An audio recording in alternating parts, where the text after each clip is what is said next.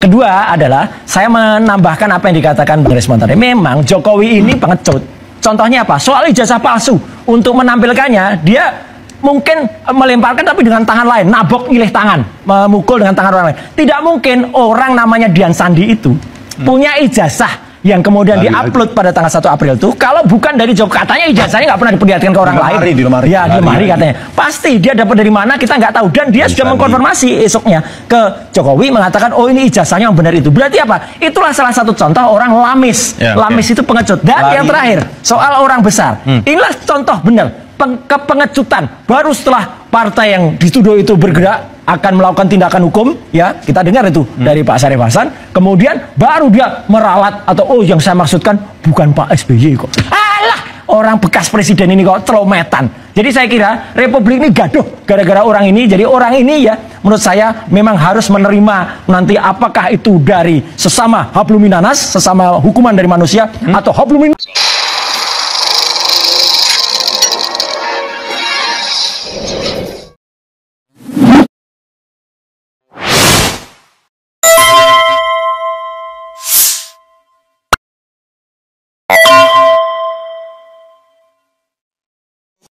Assalamualaikum warahmatullahi wabarakatuh. Pemirsa, Mukidi mau membusuk ya kekuatan politiknya, maksudnya itu pemirsa.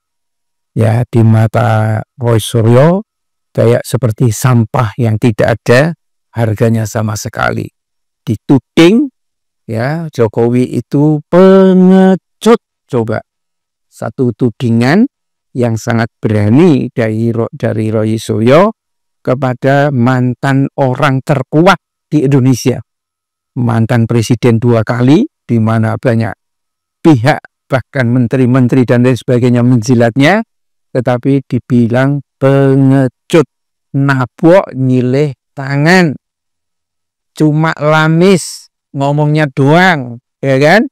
Dan seterusnya, dan seterusnya. Dan apa yang disampaikan oleh Roy Suryo ini kayaknya ada benarnya sih, ya, karena cara yang digunakan Jokowi memang tidak gentle, ya kan? Diminta untuk menunjukkan ijazahnya, dia tidak mau menunjukkan ijazahnya, tapi nyuruh orang, ya, tunjukkan ijazah Jokowi, Sandi Budi Utama, ya. Dan ketika ijazah itu kemudian dirilis, diposting oleh Sandi, yang terjadi apa? Banyak kritik yang akhirnya menjadikan ya, Jokowi itu kehilangan muka karena semua analisis menunjukkan itu adalah ijazah palsu. Terus Jokowi mengatakan, saya tidak menyuruh Sandi itu menunjukkan ijazah. Padahal Sandi itu datang ke rumahnya Jokowi.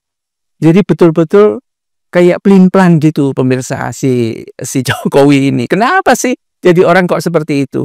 Yang luar biasa kemarin itu adalah ketika dia tuding ada orang besar di belakang narasi tentang ijazah palsu. Dan narasi tentang ijazah palsu ini akhirnya memantik karena dibakar terus sama termulnya. Jadi termul-termul ini bekerja untuk menerjemahkan isi hati dari Jokowi ini, ya kan? Nah, begitu direaksi secara keras dari Demokrat, dia bilang, oh enggak kok, kami tidak menudung Pak SBY kok. Pak SBY itu orangnya baik, politikus, negarawan, dan lain sebagainya. Nah, cara-cara yang digunakan oleh Jokowi ini sangat melihat angin, ya kan? Kalau ternyata dia mendapatkan dukungan yang cukup simpatik, dia akan ngakuin. Tetapi ketika pernyataannya, tudingannya itu berbalik arah, ya dia ngacir. Ya, kalau zaman dulu, setiap apa yang dikatakan waktu jadi presiden itu kan banyak pendukungnya. Karena waktu itu orang terkesima dengan kesederhanaannya, atau mungkin orang berharap akan mendapatkan sesuatu dari Jokowi setelah berkuasa. Tapi sampai akhirnya turun kekuasaan itu, orang membela Jokowi sudah berbusa-busa, apakah dia aktivis, apakah dia profesor, gak juga diangkat menjadi komisaris. Ya, karena komisaris ini sebetulnya bidang yang sangat jabatan yang sangat menggiurkan, gak ada kerjanya, cuma datang sebulan sekali rapat kemudian dapat duit banyak, kan begitu. Itu harapan banyak orang, terutama di kalangan termul-termul itu. Nah, setelah tidak punya hal seperti itu, ya pada akhirnya Jokowi ditinggal dong, ya. Kemudian balik mengkritik Jokowi. Yang tersisa sekarang ini adalah termul-termul yang tidak bermutu. Satu, lulusan dari Universitas Ruko yang tidak ada di Dikti dan sekarang mungkin sudah dibubarkan. Ya, satunya lagi dari mana itu? Orang GO, S1-nya nggak selesai. Jadi memang tinggal itu aja yang tersisa. Lainnya itu hanya mengharapkan sembako biasa saja. Inilah repotnya sekarang ini Jokowi. Jadi sangat sulit bagi Jokowi sekarang ini karena dirinya tampaknya sedang memetik buah dari apa yang dikatakannya, ya, dengan kecongkaannya waktu itu, dan sekarang sudah tidak berkuasa lagi.